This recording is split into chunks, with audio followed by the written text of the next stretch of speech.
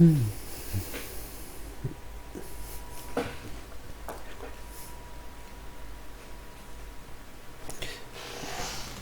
petite vidéo en Roguil. C'est un deck que je joue depuis pas longtemps. Depuis même pas une semaine. Donc là on est en début de saison, la saison 16 il me semble, enfin celle du mois d'août. J'aime bien ce deck, c'est sympa.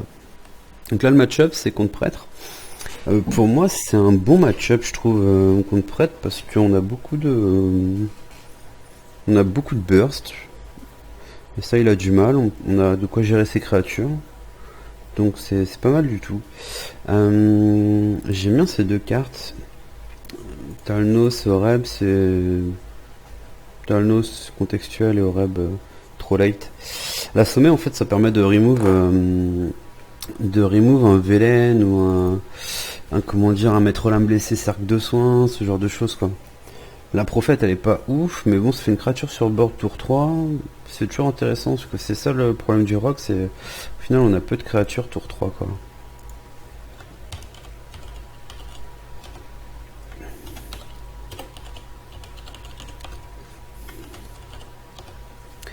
Après on a chopé une deuxième prophète, c'est un peu dommage, et l'attaque sournoise qui est vraiment...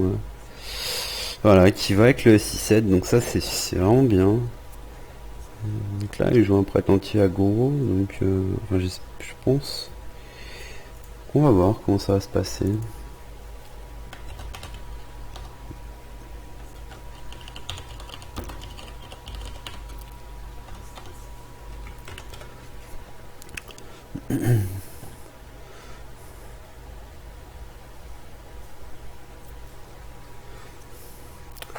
Il stat à faire quoi là? Velen dessus? Velen je sais pas combien ça fait.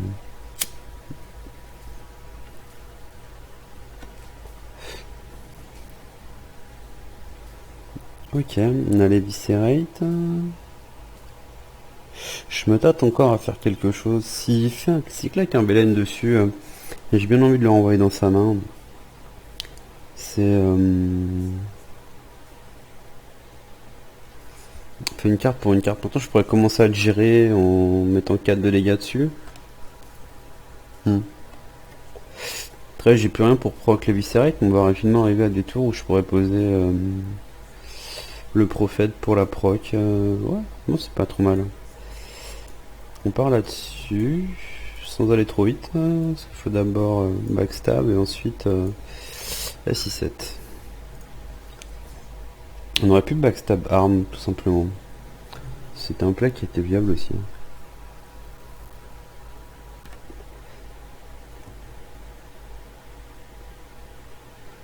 Donc là, ce qui va nous faire un maître lame sac de soin.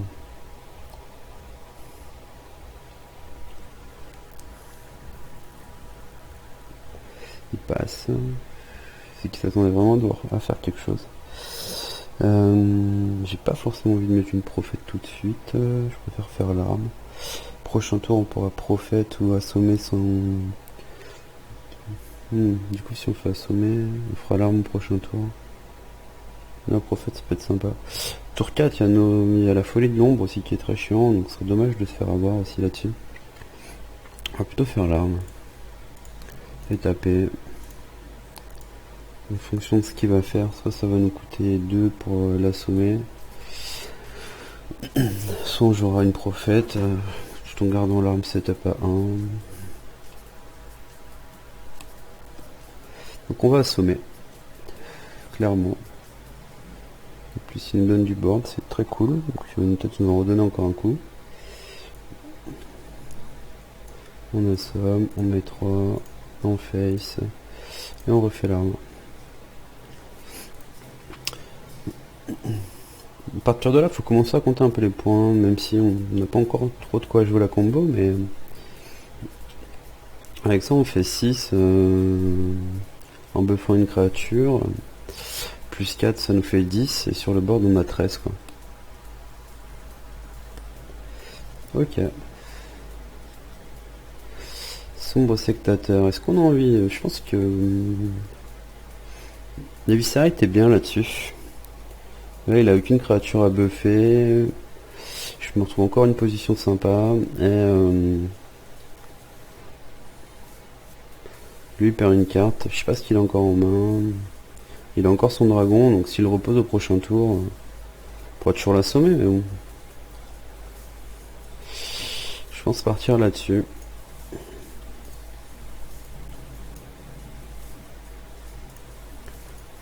On a la prep, il manque le sprint. Ça va venir. On a de quoi tempo, on a de quoi faire les trades. La cabale, ok.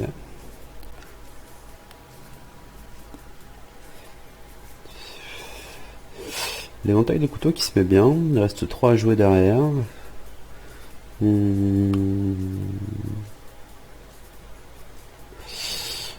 On pourrait jouer l'huile pour aller chercher un trade. La sommet, je pense pas. L'éventail, on va pas beaucoup le rentabiliser de toute façon dans la game. Ça la passe à 4. Je pourrais la choper avec l'huile derrière. Avec prep huile pour buffer celle-là. Enfin, non, pas forcément la peine. On va d'abord faire ça, voir ce que ça tombe. Poison mortel. Qui est pas...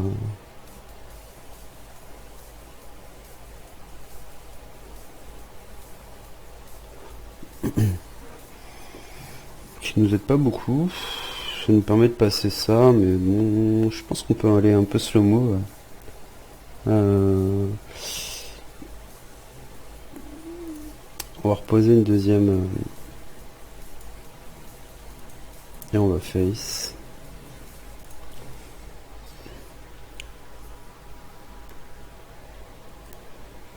On va voir, la folie de l'ombre peut me mettre mal ici. Là. Donc j'espère qu'il l'a pas en main.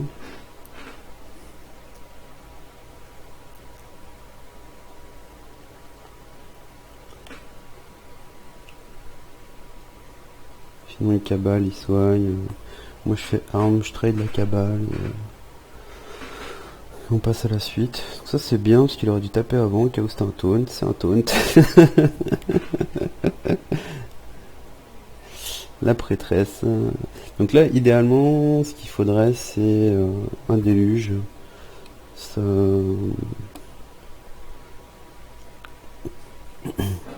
ça donnerait un super tempo. On a un deuxième poison. Donc là avec la prep on a moyen de faire une grosse combo. C'est-à-dire qu'on fait 2, il reste 5 et on joue pour 3 toutes ces cartes. Ça nous laisse même la possibilité de remonter une créature, peut-être la 5-6. Sur l'arme on aura donc 3, 5 et 3, 8. Plus sur le bord on aura une 6-3. Donc ça nous fera 14 et 3, 19. On sera super bien quand même. Ok, on va partir là-dessus.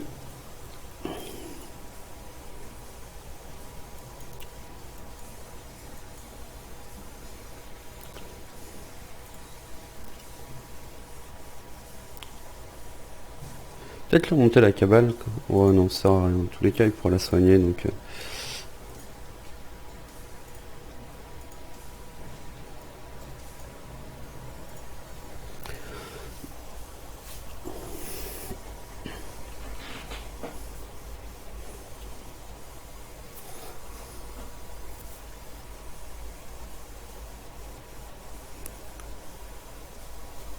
Donc faut qu'il taunt obligatoirement. J'ai une win avec un déluge qui peut encore tomber. Dans tous les cas, faut qu'il enchaîne un trade. Après, il peut toujours folie de l'ombre s'il l'a top deck. C'est bien compliqué pour lui quand même. Après, il a des plaies, hein, c'est... Donc il pioche.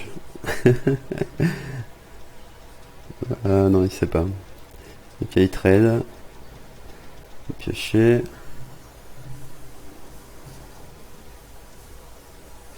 Il lui faut un taunt, un crash vase pour être bien. Ok, ça change pas le problème. Mais pour 2, il y aura pas de crash vase quoi. Peut-être un taunt là, Ah bon, bah... Fini.